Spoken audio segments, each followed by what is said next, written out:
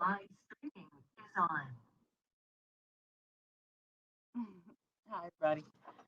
It is Thursday. It's 11:30-ish. I'm a little bit tardy today. Sorry about that. Science. We are talking about today how different, let me get here, that different resources, how we develop, manage them, use energy from them based on how it benefits our society and may harm our society. So, with that, we talked about some renewable, non renewable sources. We talked about effects on climate and water pollution, air, food. So, those are some of the things that we look at when we look at our energy sources. Today, we are going to look at coal. We and this country are phasing out the use of coal because it is so dirty. It is harmful to those who work in that. Many coal miners suffered from something called black lung disease, cancer, die very young. There's not that big of a coal industry left in this country, but developing countries are using coal because they have it there and it's cheap and it does help to improve society where they can increase manufacturing. For example, um, coal is very useful. So you will see countries still like China is the biggest coal user right now on the planet. Some of the other developing countries use coal because it's what they've got. And how do we tell them no when that's how we, with coal and engines and steam, moved from a farming society into an industrial one? It's kind of hard to say when people need to eat. So there's our balance right there. It's what you call a cost benefit. The benefits weigh the costs, and we have to look at those things because we're talking about not just how we live now, but how our children may live and their children may live in the future and the quality of their lives. So that's really what we're talking about. And in the past, um, the um, the development of those different energy sources was put on the back of poor people. Poor people were in the mines and in excavating coal and all of these things, and working in nuclear power plants. People, and or around nuclear power plants, and the ones that are hurt most by the environmental damage, polluted water and bad air and things like that. So those are things that we have to look at. Environmental justice is something that we are asking for consideration of now, or demanding consideration. Do you put these plants? Is it just a coincidence that these plants end up in poor communities sometimes? Is that just a coincidence that we have cancer pockets, clusters of neighborhoods where people are more sick due to where Kodak was placed? So those are some of the things that we look at. So let's go ahead today and look at fossil fuel use.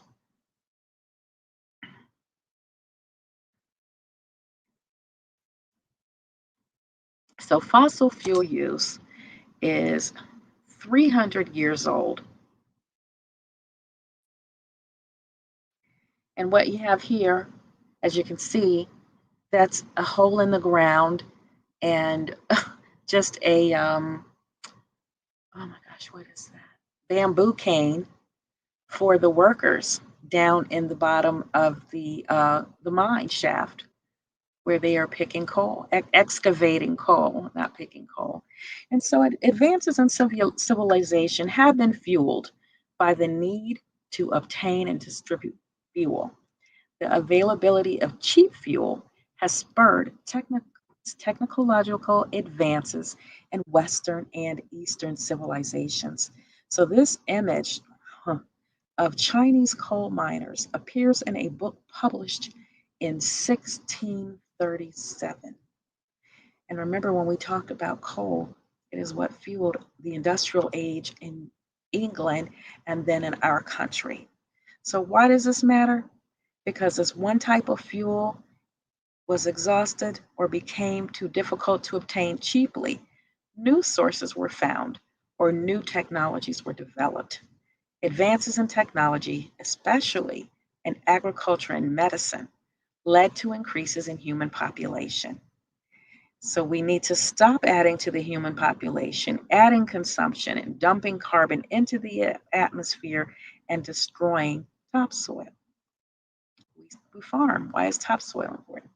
So now here is coal being extracted from an open mine, not where the people are having to go underground to get it. But this is an open mine using modern machinery. And keep in mind that you're just looking at a small picture of the open pit, that these pits destroy huge areas of land because they have to go down where the coal is. And remember, the coal is a fossil fuel. And so it's compressed, remember, and it is below the surface. So there is a video here where we can learn about the history of fossil fuel use, which is very good. And it is a short video. So let's take a quick peek at this. Then I'm going to answer a couple questions and assign this to you to complete. So here we go.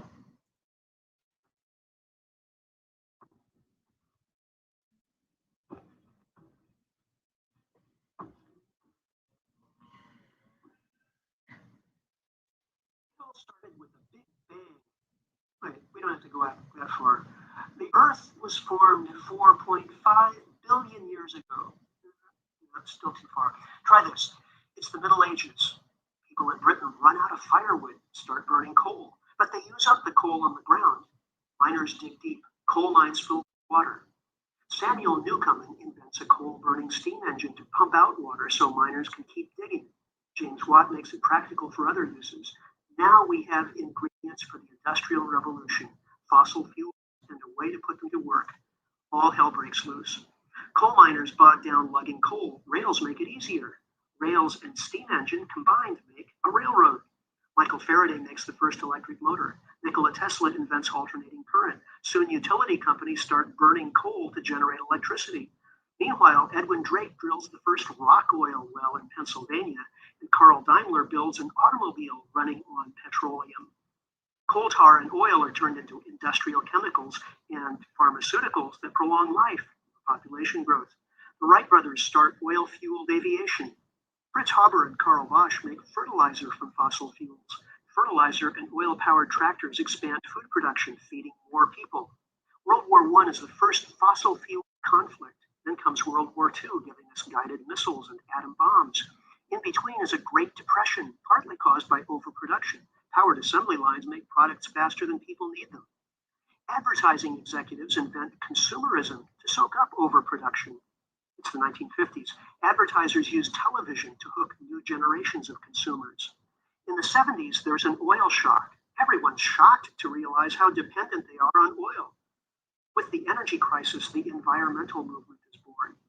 But oil prices fall and everyone forgets energy shortages. There's a showdown between market and planned economies. Market wins. Goodbye, evil Soviet empire. Politicians decide the market will solve everything. Personal computers arrive. Globalization takes over when the market notices labor is cheaper in China. Suddenly everyone has a cell phone, but world oil production stalls out. China is now burning half the world's coal to make export products. But where will China get more coal and oil to fuel more growth? Environmental problems everywhere. Rising CO2 levels lead to record heat waves, floods, droughts. Oceans acidify. Topsoil erodes by 25 billion tons a year from industrial agriculture. Ancient forests disappear. Species go extinct at 1,000 times normal rates. Fresh water is scarce or polluted. Oil companies drill in miles of seawater because the easy oil is gone, but a deep water oil platform explodes and fouls the Gulf of Mexico. Manufacturing moves to polluting countries where labor is cheap, while the US becomes a casino. The financial sector is 40% of the economy. Wall Street is over-leveraged. Banks fail, unemployment soars, credit evaporates, the economy's on the verge of collapse. Okay, present time. It's amazing how far we've come in 200 years, just 3 human lifetimes, from the beginning of industrialism till now. But where are we headed? We can't keep doubling human population. We can't keep dumping carbon in the atmosphere. We can't keep ruining topsoil. We can't keep growing population and consumption or basing our economy on depleting fossil fuels. We can't just print more money to solve the debt crisis. It's been an exhilarating ride, but there are limits. Now, it's not the end of the world, but we have to do 4 things fast. Learn to live without fossil fuels, adapt to the end of economic growth as we've known it, support 7 billion humans and stabilize population at a sustainable level, and deal with our legacy of environmental destruction. In short, we have to live within nature's budget of renewable resources at rates of natural replenishment. Can we do it? We have no choice. Alternative energy sources are important, but none can fully replace fossil fuels in the time we have. Also, we've designed and built our infrastructure for transport, electricity, and farming to suit oil, coal, and gas. Changing to different energy sources will require us to redesign cities, manufacturing processes, healthcare, and more. We'll also have to rethink some of our cultural values. None of our global problems can be tackled in isolation, and many cannot be fully solved. We have to prepare for business as unusual. Our best goal is resilience, the ability to absorb shocks and keep going. If we do nothing, we still get to a post-carbon future, but it will be bleak. However, if we plan the transition, we can have a world that supports robust communities of healthy, creative people and ecosystems with millions of other species. One way or the other, we're in for the ride of a lifetime. Understand the issues and pitch in. It's all hands on deck.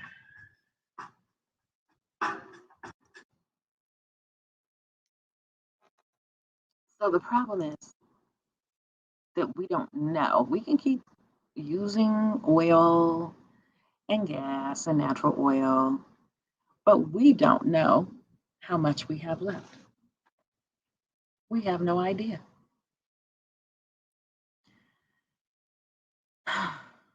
That's the problem.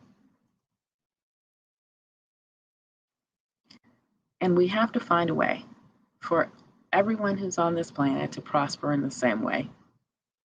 Let's look at these questions. Why did people in Britain start burning coal? Well, they ran out of wood. They still needed to be able to heat their homes.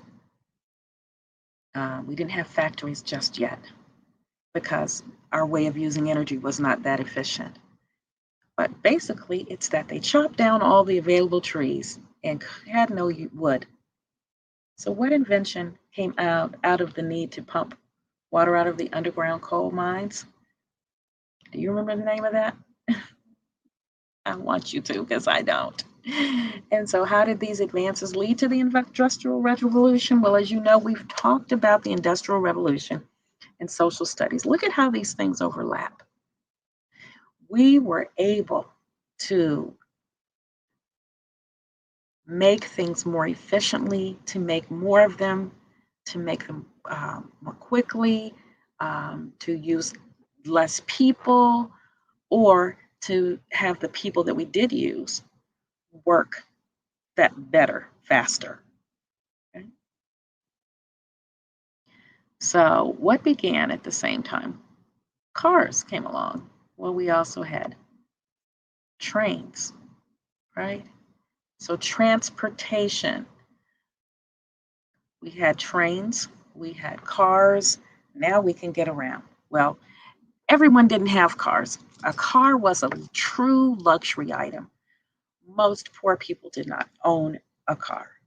So then you had buses and trains, you had transportation. So coal tar and oil were turned into what? Gasoline. And then we're off and running, right? And so what is the relationship between the fossil fuels and the Great Depression? is that production went up so fast that we didn't have a market because most people could not afford these goods and they flooded the market with goods. So then, if the items aren't being sold, the factories have to lay off, people are out of work, less people are able to buy things.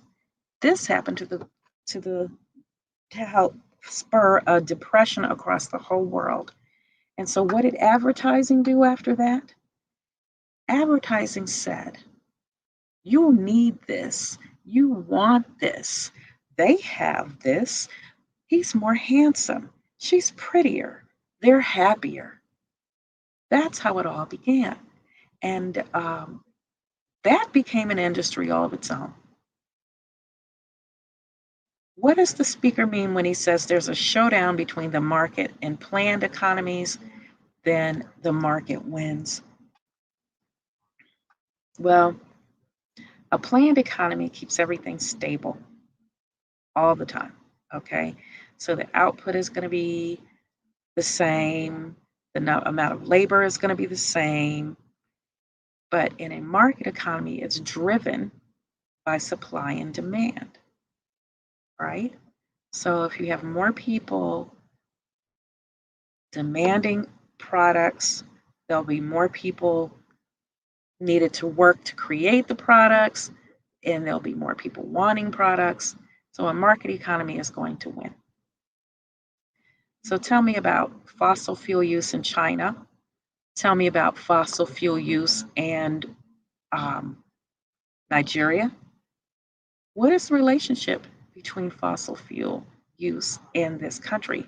Well, I talked about that at the beginning and the fact that this is how China is moving into an industrial age due to fossil fuel use. And they're doing it quickly, they're doing it fast, they can make products more cheaply.